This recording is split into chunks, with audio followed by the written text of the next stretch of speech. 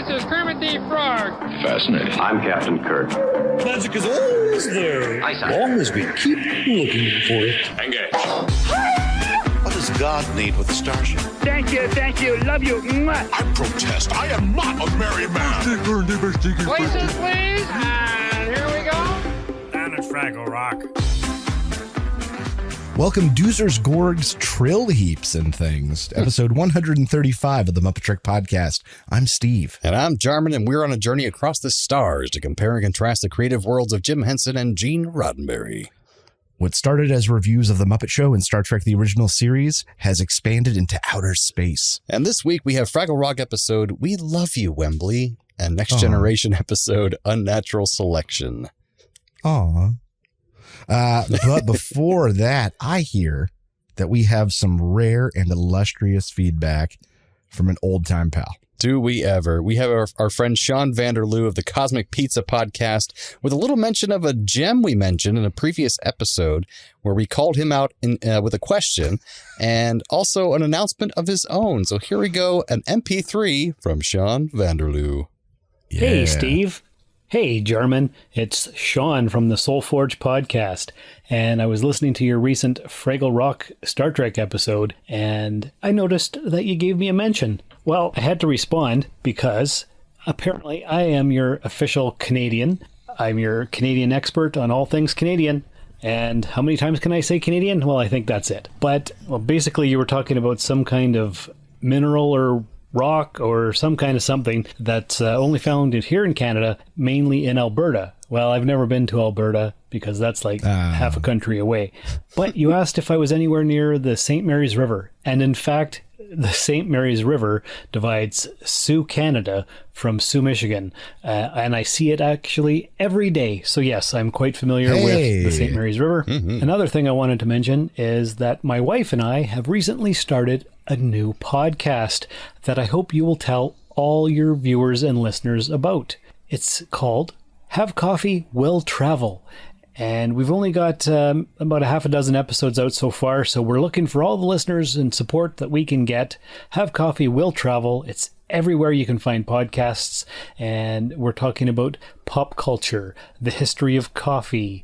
We did an episode on depression and medieval torture techniques to get rid of depression. We've done robots and cyborgs and androids. We've done Disney adults, and the hits will keep on coming as long as we have listeners. So I'm going to attach the trailer for the new show so all of your listeners can get a hint at what we're all about, and hopefully they'll come by and listen to Have Coffee, Will Travel.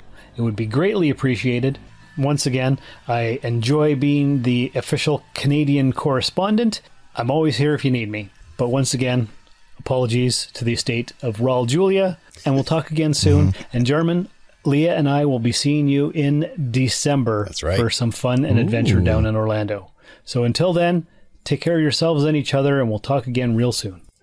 Welcome to the Have Coffee, Will Travel podcast. Are you ready to embark on a journey filled with laughter, adventure, and insightful conversations?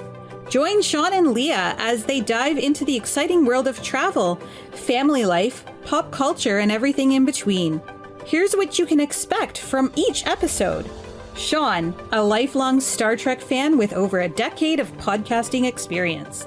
Leah, a Disney enthusiast, actress, and nurse who brings her unique perspective to the table. Some topics we cover include travel tips and experiences, family dynamics and stories, pop culture insights, cooking adventures, and thrifting finds. Every episode will be a new adventure. Our mission is simple: to share advice, life lessons, and entertainment that resonates with you. Whether you're commuting, relaxing at home, or planning your next trip, we're here to keep you company. You can find us on all major podcast platforms and YouTube. So grab your coffee and get ready to join us for some fun-filled discussions. The Have Coffee, Will Travel podcast. Thank you so much, Sean, for sending that on over. We appreciate it, and we hope our listeners will check out their podcast. When he was saying Canadian so many times earlier, I thought to myself, he's more of a correspondent. And then he said correspondent. Canadian so that was correspondent. Canadian correspondent. Plus, I'm a sucker for alliteration. Check out Have Coffee, Will Travel. They're traveling to see Jarman in December, so they're already living up to their promise. That's right. His wife is very much into travel, and she has her own travel. She's worked for a travel agency for a while, or had her own travel agency. I can't remember which one it was, but yeah, she's really into it and knows a lot about Disney in particular. I listened to their proto episode about Disney in particular, Disney adults, and it was a lot of fun. They had the ESO network head on there, and he was a big Disney adult too. So check them on out. It'll be great. But until then, Steve, I want to rock. Well, this is That Rocks. There are all kinds of gems, jewels, and geodes in the world, many of which can be found in Fraggle Rock. And this week's gem is aquamarine. Finally, one that I've heard of. Yeah, me too. Aquamarine ranges from pale blue to light green. In its purest form, though, it is almost full blue. And the green comes from iron that mixes in and fills in, and the green that oxidizes from it. So the greener the aquamarine, the more iron there is. You can also increase the intensity of the color with heat, but it is widely frowned upon in the gem world, apparently. Very taboo, I guess. Aquamarine typically occurs as like a leftover from the process of granite forming, or sometimes it's occasionally brought up in these super hot boiling water mineral deposits that come up from inside the earth and collect and deposit in these little heaps. I'm always interested to see what these things are used for besides being beautiful gems. And besides jewelry, nowadays aquamarine is actually used in crushed powder form and added to cosmetics, because apparently as a powder, it binds incredibly well to skin. It feels unsafe somehow. We've put worse things as humans like on our face. Mercury, lead. That's right. So yeah, that's aquamarine, and that rocks. Yeah. What's going on Fraggle Rock this week? Well, what's up, Doc? Doc found a chandelier, and he has big plans to make it a combination smoke detector and fire alarm. Sprocket wants nothing to do with it and reluctantly agrees to help. Doc makes his contraption, and Sprocket is hoisted into the air trying to hold it. Doc returns with hot dogs for Sprocket, who has been seemingly crushed to death by Doc's invention. But it turns out he's just asleep, but he wakes up for a hot dog. What's going down in Fraggle Rock? Wembley has agreed to help too many people with too many things, including being a clothesline for Boober. Wembley sings about it, lamenting how many directions he's being pulled in. He sings, "Help me for a change." And the others continue to spread him thinner and thinner. He is crushed by a rock that he found for Moki, and that's when a lady Fraggle named Lou comes and helps him out, and Wembley is smitten. And then he becomes a clothesline for Boober, having not learned his lesson. Lou gets Wembley to finally put down the socks and gives him a moss pack, which kind of looks like a ice cream cone filled with moss on his head. And he loves it. And she invites him to go grab a bite of some doozer sticks. Wembley tells the others about Lou, and Moki tells him to follow his destiny and his heart. Instead, he follows Gobo to get Uncle Traveling Matt's postcard. Gobo tells him that romance isn't anything to think about, and outer space is really where it's at. Wembley sings a sad song, "A Little Wimp." It's sad. Gobo sets off the burglar alarm on the chandelier and is startled by the smoke detector as he grabs the postcard. He wastes no time in reading Uncle Traveling Matt's postcard, which loosely relates to this week's episode. Moki takes Wembley to go see the trash heap. Marjorie gives him a love potion to help him out. Not just any love potion number 9. We get Lover number 9, which is catchy and just different enough from Love Potion number 9 to not get sued. Marjorie forgets to tell him that the love potion is only going to work for 20 minutes, though. Just leaves that out. Wembley gets grabbed by Junior Gorg. He uses the potion, and Junior Gorg changes from his murderous ways, falling madly and deeply in love with Wembley, who is dropped into the Fraggle swimming hole. The potion is in the water supply, and suddenly every Fraggle and every Doozer is deeply in love with Wembley. They swarm him and surround him, singing Wembley, Wembley number 9. The love potion wears off just as things are about to get very sexual. And Moki tells Wembley that he needs to profess his love for Lou, but Wembley just wants to get to know her. Wembley tells his friends he doesn't like that they demand so much of him, even if he likes doing it. we get Learn to Love a Wimp as he walks off with Lou, a somewhat reprise of the song earlier. And she has learned to love a wimp. And Wembley has learned to maybe love himself a little bit. Oh. And that's what's going down in Fraggle Rock. So, Jarman, what did you think of this week's episode of Fraggle Rock? I thought it was super cute, and I said it really highlights where so many friend groups have a friend like Wembley. This impressionable, kind, giving person. And even some of the nicest people might find themselves taking advantage of them, even by accident. So it was nice to see Wembley's friends all get like this wake-up call where they realize, oh, we're treating Wembley too much. Like he's too nice and we're taking advantage of him.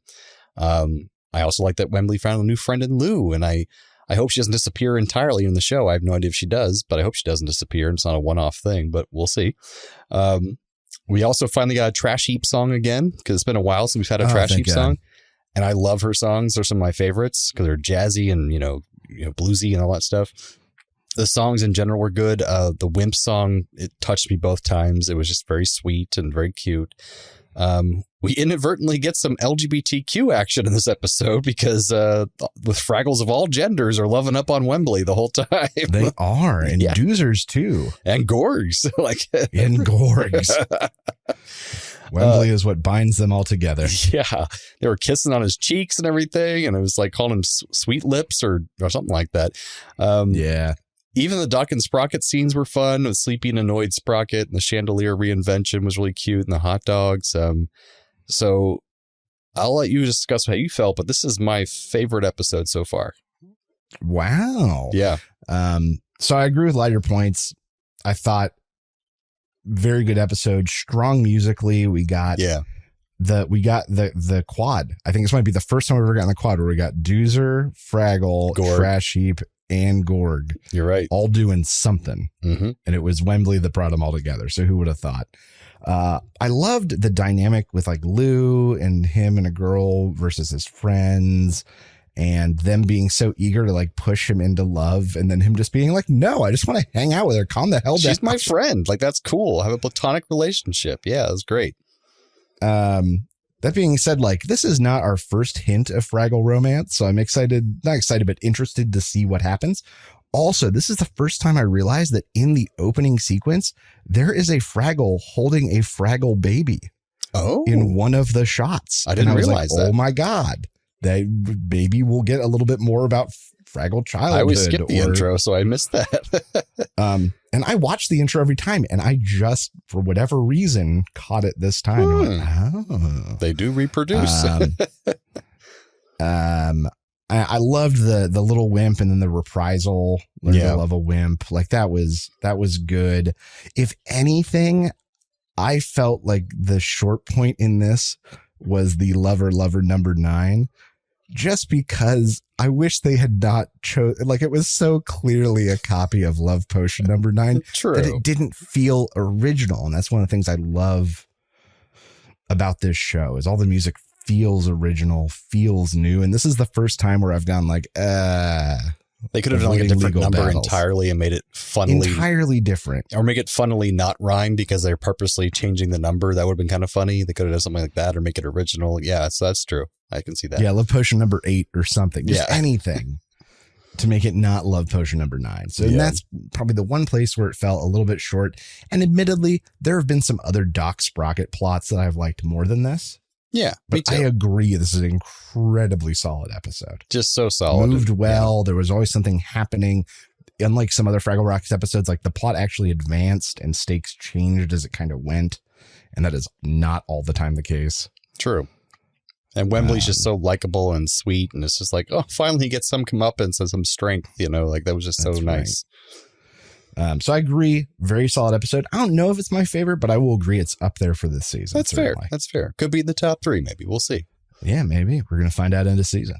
But in the meantime, what the hell are those silly creatures up to? Well, Uncle Traveling Matt discovers a treat that all the silly creatures love. It looks kind of like a moss pack, but it doesn't nearly work as well as he puts an ice cream cone on his head. Though modern refrigeration has made ice cream a mainstay, frozen desserts can be found as far back as Persia in 550 BC. Damn. Around the year 1000 or so, frozen desserts also became popular in Japan, with ice saved or taken during the cold months being mixed with like sweet reduced syrups or more of a snow coney kind of form. Then the process of freezing things finally hit Europe in about 1600, where they found out that if you took ice and put salt on it, it would further lower the temperature. And that was how we got our first like creamery kind of things. Right. And for some reason, a lot of historians credit it to Marco Polo, though in the time it was more like sorbets, so not really ice cream at the time. Then it hit the Americas sometime in the late 1700s, with people like Washington, Jefferson, and Benjamin Franklin on record as regularly eating it, to the point where records show from a confectionery shop that in the summer of 1790, George Washington spent $200 on ice cream. That's a lot of money back then. That's like a house. That's a lot of money on ice cream. Jesus. Now, mind you, there was no commentary on how expensive or rare it was, so maybe that's not as audacious for it being like a very rare. Oh, that's true. Treat. Yeah. But it sounds crazy though. It's like our current president. He's like stereotyped as really loving ice cream. Joe Biden. He loves that ice cream. He loves his ice cream. Well, yeah, ice cream is what those silly creatures were up to this week. Jarman, what did you think was the best Muppeteering moment?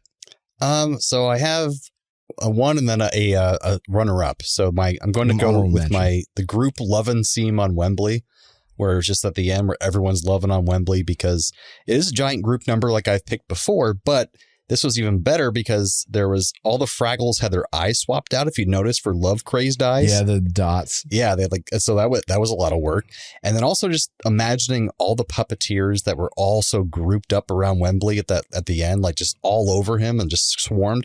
I'm just imagining the chaos of all the puppeteers underneath the camera line, just so close to each other, having to do all that shit. And I'm just like, oh my God, that must be insane.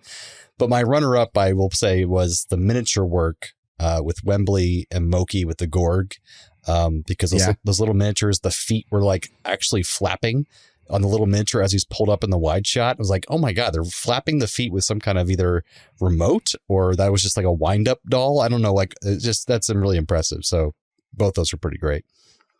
I also have a main one and then a runner-up. What ended up being my favorite was Junior Gorg, when he catches Wembley and then the love potion gets pulled, and him going from like vicious to like deeply loving Wembley very quickly was like a fun transition to watch.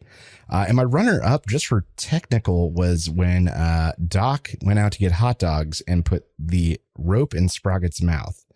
So at some point there was a hand in there. I thought of that. I forgot about that. Put it on the rope. Yes. And then some sort of probably clamp or something inside. And then the rope pulled up and we got to see the full length of Sprocket. Yeah. Transition in one shot. Like there was no cut. So there was a puppeteer's hand. They clamped it on and then got the hell out of there. And then we put it back down. The mouth did move right after we put it down. So the hand went back up in that puppet. Yeah. And moved it. That's true. I noticed that when it happened. Great timing and just a great like kind of technical shot, we'll say, which we don't get too many of in Fraggle Rock. And you just don't think about these things unless you're like realizing, oh yeah, that's a puppet. That's really fucking hard. Good point. So Jarman, what happened this week on Star Trek: The Next Generation? All right, so now we had the Unnatural Selection. So, as usual, on the way to another mission we don't get to see, the Enterprise receives a distress call from this USS Lantry, but the message is broken up, but it's definitely asking for help. They just can't tell how or why. But when they arrive, they are wary to just enter the ship, so they get remote control of the ship, and then they look through the view screen, which shows the crew dead, and apparently through scans, they find out that all of them died through old age. Yeah, natural causes, even though they were quite young and healthy when they left on their last mission. So apparently they rapidly aged and died of natural causes. And they find that the last place they visited was this place called the Darwin Genetic Research Station on Gagarin 5. So they set up some warning beacons around that craft and they head to that station to investigate. When they get there, they contact the staff there and they find out that they are in the middle of the same problem and they're all aging rapidly. And the people on the station beg the Enterprise to at least take the children off the station, as these children have been behind stasis fields and they couldn't be infected with whatever this is. Picard allows it, but beams one of the children into the med bay with an extra force field around it just to be extra safe. And when the child arrives, Worf is all like confused. He's like, it's a trap, but it's actually it looks like a full-grown adult, even though it's supposed to be a 12-year-old child, which would have been helpful for them to share with the Enterprise before they did that. But for some reason, that felt a little shyster. Yeah, I was like, why didn't they tell them that? Apparently, the research station basically grew these children in the lab to be perfect. They have this super immune system. They grow super fast. They're super healthy, very smart, and they also have telekinesis and psychic powers. So Dr. Pulaski wants to take the child out of the stasis field that it's in so she can study it further and see if there's any reason to believe that this boy, in quotations, could have caused the aging infection, but she would still have the Enterprise force field up. But Picard says the force fields do fail sometimes, and that would put the whole ship at risk. So she talks to Geordi, and he gives her the idea to do it on a shuttlecraft. That way it would be out of danger and wouldn't endanger the rest of the ship. And only she would be in danger. Picard reluctantly agrees, and she takes Data over with her since he can't be infected. So the three of them go to the shuttlecraft, and she takes the man boy out of the stasis field. And he wakes up, and he's speaking to her through psychic link, but she very quickly gets the aging virus. She gets this arthritic attack, basically. So she's already infected, so they decide they should just beam back to the research station since it won't harm anything at this point. And they eventually figure out that this was all caused when the USS Lantry visited the station, and one of the crew members had the flu. And the supposedly perfect children's immune systems are so powerful that they sent super antibodies through the air and killed the virus, but also mutated the DNA of any humans they came in contact with, causing them to age rapidly. So Pulaski tells Picard that the Enterprise will have to leave and quarantine the planet forever. They'll all die, and the children will be left there alone for eternity, basically. But Picard puts heads together on the Enterprise, and with Geordi, Data, and Chief O'Brien, they figure out that they can get the DNA of each person that was infected before they were infected, and they can put that in the transporter buffers and then beam them to the Enterprise, and it will repair their DNA. And apparently it's very risky, but they give it a shot with Pulaski, and it works. And they plan to use that on the rest of the infected research station crew as well. So with everything kind of sorted out, they then go back to the dead Lantry ship and they blow it to smithereens so it can't infect anyone else. But they stand all respectfully before they do that, very ceremoniously, so it's not disrespectful at the end. And that's pretty much the end of the episode. So, Steve, what do you think of Unnatural Selection? So some things I liked. The derelict ship is not something we haven't seen before, but it's still a good gripping intro all the same. True. My first question is, where the fuck was Data for like the first half of the episode, only for him to play such a big role sort of in the second half? Silent. And then I loved the Dr. Pulaski like cred drop when they're on the viewer and they're like, the Dr. Pulaski who did the virus something or other. And she was like, I was very young then, but that was like fun. And to see it happen in front of Picard when he's actively having doubts about her. Right. It was like a clever writing mechanism to address like it. Show, not tell kind of thing. I did like the Doctor versus Picard. It was sort of a fun foil that's been hinted at. We've seen some like minor clashy kind of stuff, but that's what this centered around. Mm-hmm. I wrote, we finally found Data. And I did like that the Doctor leveraging the little relationship formed with Data up to this point. Because we've both commented like, what a weird scene between her and Data, or like her kind of picking on him or her seeking to figure him out. So it was fun to watch that leverage finally. And then before knowing the end, I went, Dr. Pulaski dying of her own hubris. How fitting. And then Picard gets one giant told you so on this one. It was nice to see Picard relieved at the end. I will admit that the hug he gave Pulaski felt sort of overly generous for the relationship that we've seen between them thus far. Plus, I don't know if we've ever seen Picard like hug anyone, maybe. Maybe they should have had after they hugged, they should have been like, oh, excuse me. Yes. That would have been kind of funny. And they did do a little bit of that like straighten up kind of stuff, but it just didn't feel right. Yeah, I could see that. And then I did like the crew standing for the destruction of the Landry. It felt good and dignified, sort of as you said. Yeah. Some things I struggled with. So they're like, well, maybe if we hack into their computer of the derelict ship, we can look at the logs. From that far with that data, how the hell did Dr. Pulaski tell that they died of old age? I took it as the ship can scan people in different, wherever they are in the ship, so they can get good medical scans from anywhere, basically. I guess. It was just strange. Then why does anyone have to go to medbay for anything? Solid question. That's a good it's a good question. And then there were some weird inconsistencies which always bugged me. Like when she finally, they broke the guy out of the field with her and Data on the smaller ship. And all of a sudden she's like in pain from head to toe. And really, but that is not the vibe we got from any of the other like young old people. Like maybe they were all on painkillers or something. I don't know, but I guess. And then because of that, it felt like the aging was really inconsistent. So there were some weird inconsistencies that bugged me. And then them reversing the death of Dr. Pulaski honestly didn't feel great. Oh, you wanted her to die? Sciencey as it was, I would have been okay if she had died. Because we don't know her that well at this point. That's right. And then, like, we've seen Star Trek MacGuffins introduced before, like time travel, some other big ones. But this feels like a big one to introduce in that if they have someone's DNA sample, they can transport them and fix what's wrong with them. So in theory, every ship should carry DNA samples from healthy crew members. And if they get sick or whatever, they just transport them off and do the same thing. It does come up again after this. This is probably establishing it. And it becomes a thing where it's like we have a previous pattern buffer of you before. We can transport you with that previous pattern buffer, take your essence and then put it through that pattern buffer to get rid of what wasn't there before. They now use this later on.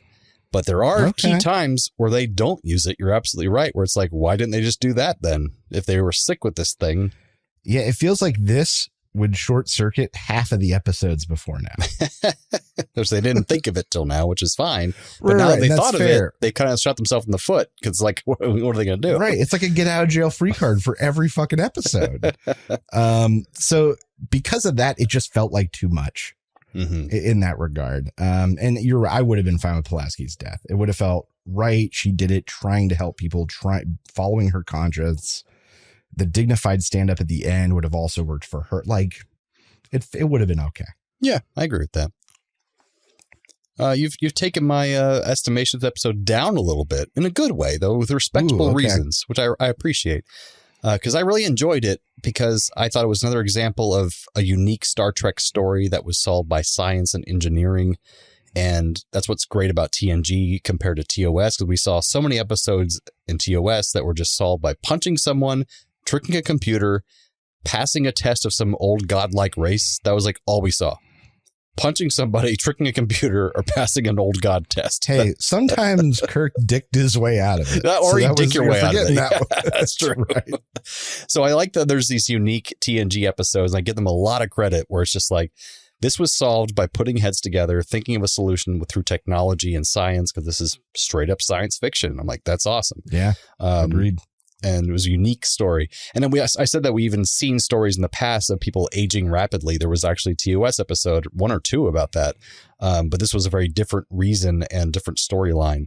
So it still was very unique in that way, which I will give it full credit for. But also, like you kind of mentioned, this is a very good episode to learn about Pulaski and to build her relationships with other crew members, especially Picard. But she has some good scenes with Data and with Troy. Where it's just like they're getting to know her. She's gruff, but they're getting underneath that little facade a little bit better. Talking to her old XO, like how he used to know her, and once you get past that, she wanted to be with you, Picard. She wanted to be here.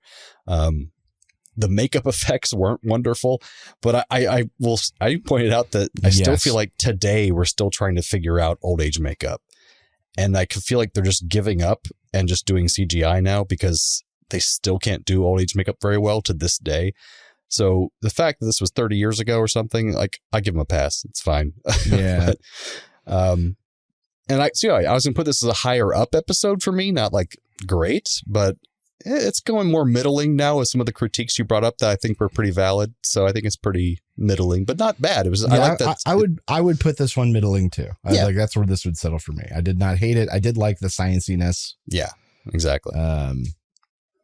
And I did like the dynamic between Pulaski and Picard, which we don't get to see Picard get a lot of pushback from anybody, really. Oh, yeah. I love that sense of him saying, like, in the future, can you let me finish some of my sentences, please? That was really good, yeah. But and then even her saying, like, every time we try to have a discussion, it just ends with us quoting policy at each other. That was a great line. Yeah, that was really good. It was good. So some Trek facts for this episode, some fun stuff, actually. Chief O'Brien was a last-minute addition to the teleplay. Originally, the story featured a young engineer genius named Rena, whose beauty caused male colleagues to repeatedly experience pratfalls, which led to a romantic subplot with LaForge. But the showrunner, Maurice Hurley, found the character obnoxious and deleted her when he rewrote the teleplay, replacing her with Colm Meaney's until then nameless character, who was finally named and his personality expanded upon.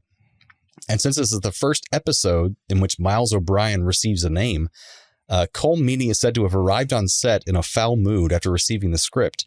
And when Jonathan Frakes, our Riker, approached him to see what was the trouble, Meaney groused to him that all his lines had been given to this O'Brien guy and assumed it meant he was being written out of the show. And Frakes explained that he wasn't being replaced, but that his character was finally given a name, which would likely increase his job stability, not eliminate it. So, hey, that's true. But it's just so funny to arrive on set, like, who the fuck is this O'Brien guy? Oh, it's me. Okay, cool. It took more than 20 takes for Jonathan Frakes to correctly order Worf to initiate the quarantine transmitters on the Lantry and activate her marker beacons. That's a very weird line to say. After several failures, he alternated between swearing and laughing each time he botched the line. So I could see him botching that line many times. There's probably a blooper reel out there with him saying that. The planet Gagarin 4 is named for the Russian cosmonaut Yuri Gagarin, the first man in space. And Dr. Pulaski, very notably, and they purposely did this, has the same phobia of the transporter that Leonard McCoy, Bones, the chief medical officer in earlier Enterprise, had.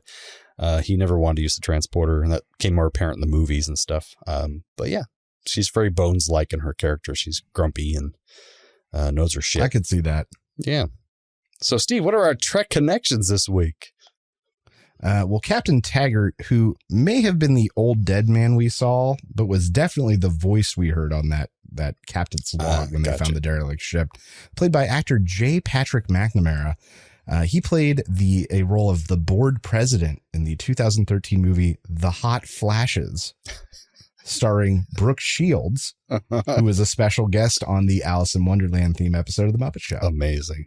What a weird connection. And then Dr. Sarah Kingsley, who was the main scientist at the station, was played by actress Patricia Smith, who did 2 episodes of the 80s show Highway to Heaven. Good show. Which starred Michael Landon.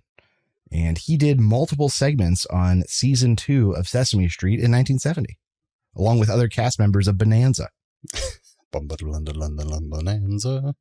That's right. It makes sense because these are basically the same episode. They're so similar. I mean, both episodes have a character having to prove their worth to the other characters. Wembley has to prove his worth to himself and to his friends. And Pulaski and Picard had to prove their worth to each other, basically. So kind of the same episode. I can see that. Both feature infections taking over, the love potion in the water supply, and the DNA disease aging Pulaski and the scientists. Oh, that's true. Both have characters coming of age, as it were. Wembley learning about love and how to stand up for himself. He's becoming an adult. And the people in the research facility literally becoming ancient in front of our eyes. So they're coming of an age. That's true. Similar to your first one, both feature people trying to please multiple parties. Pulaski trying to meet Picard's demands and conditions while trying to help the researchers and save the kids. And then Wembley helping with clothes and rocks and Uncle Traveling Matt's postcard and all the things. Very nice. Oh, God. I think I hear something coming in the distance. Transporter malfunction. Transporter malfunction. Just because I forgot to push the button, so I had to make an excuse. That's what that means. But now's the time of the episode where we take one character from one episode and transport it to the other episode and vice versa. So what you got for us, Steve? Well, Trek to Rock this week, I'm going to bring over Data to replace Marjorie, the trash heap, helping Wembley figure out the DNA altering state of the love potion, but not actually offering any real help. I could see that. Trek to Rock, I'd have Data come take the place of Sprocket. I'm sad I won't be able to use this ever again because he would be the perfect companion to help Doc with all his inventions, and he would never be sleepy or annoyed by his requests. He'd be like, "Oh, great, let's do it." So that'd be good. Rock to Trek, I'm going to bring over Wembley to replace Picard, who watches things fall apart as he takes too many suggestions from too many members of the crew and helps every person leading the entire crew to be infected and die. Oh my God, Wembley being replaced on every episode of TNG would be a nightmare. That's right. Oh, wow. Rock to Trek, I'd have the trash heap come over to replace Dr. Pulaski. Because if she can create an actual working love potion, she could definitely solve their DNA problems on the research facility. I mean, that's... Bam. Yeah, trash heap's got it going on. She just had that laying around. She didn't have to make it. It was just there. It's like, here it is. But that brings us to the end of episode 135 of the MuppeTrek podcast. Join us next time for Fraggle Rock episode, The Challenge. And Star Trek Next Generation episode, A Matter of Honor. So from the lovers, the dreamers, and us. Live long and prosper, everyone. Thanks for listening to the MuppeTrek podcast. Be sure to follow us on social media on Facebook and Twitter. Subscribe to us on Apple Podcasts, YouTube, Spotify, or your favorite podcast platform. This podcast has been brought to you by A Play on Nerds.